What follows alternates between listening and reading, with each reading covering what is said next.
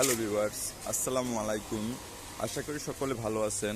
বরাবরের মতো আজও আমি আপনাদের মাঝে ভেরি ইম্পর্টেন্ট ইন্টারেস্টিং একটি নতুন ভিডিও নিয়ে হাজির হলাম।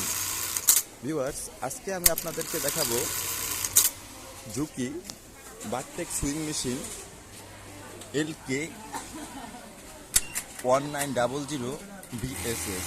এই মডেলের বারটেক সুইং মেশিনে যদি কখনো অ্যারো 305 দেখা যায় বা চলে আসে, তাহলে অ্যারো 305 আপনারা কিভাবে রিমুভ করবেন তা আজ আমি আপনাদের ভিডিওর মাঝে দেখাবো। ভিউয়ার্স, ভিডিওটি শুরু করার আগে আমি আপনাদেরকে বলতে চাই, আপনারা যদি আমার চ্যানেলে নতুন হয়ে থাকেন তাহলে চ্যানেলটি অবশ্যই সাবস্ক্রাইব করুন এবং পাশে থাকা বেল আইকন বাটনটি চেপে বাজিয়ে দিন পরবর্তীতে এ ধরনের নতুন ভিডিও সবার আগে পাওয়ার জন্য। ভিউয়ার্স, আপনারা দেখতে পাচ্ছেন এখানে সিলেক্ট বাটনের ক্লিক করার সাথে সাথে thread timing knife sensor can not be deleted এই লেখাটি চলে এসেছে। ভিউয়ার্স, এই লেখাটি পড়ে যদি আপনারা বুঝতে না পারেন, তাহলে আপনারা মেশিনটি প্রথম অবস্থায় বন্ধ করে নেবেন। তারপরে ব্যাক কভারটি খুলে নেবার পরে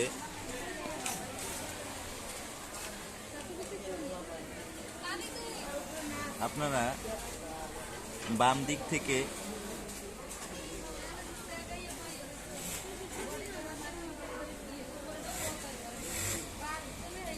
এখানে একটি নাইফ সেন্সর দেখতে পাচ্ছেন।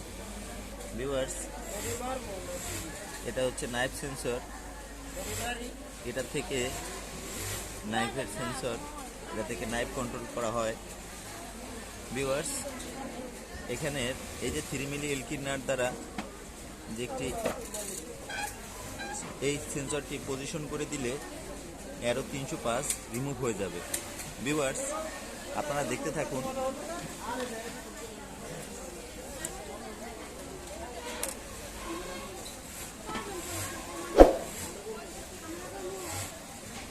থ্রি মিলি এলকি দিয়ে ভিউয়ার্স, এই সেন্সরটি সামান্য একটু পিছনে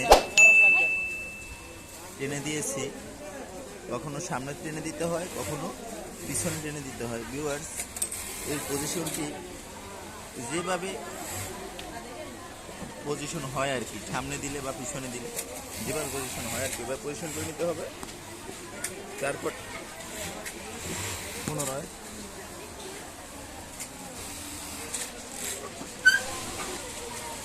মেশিনটি পুনরায় চালু করব।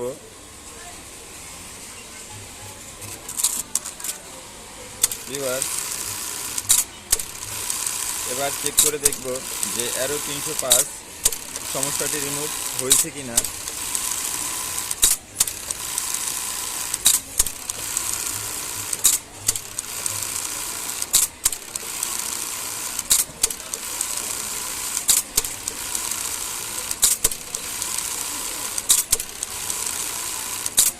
ভিউয়ার্স,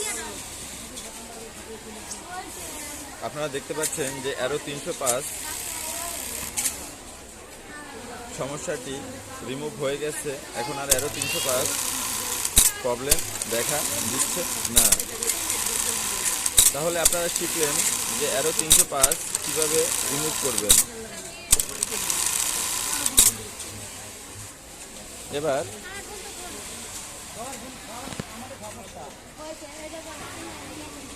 আপনারা আবার দেখুন সেন্সরটি কিভাবে পজিশন করা হয়েছে।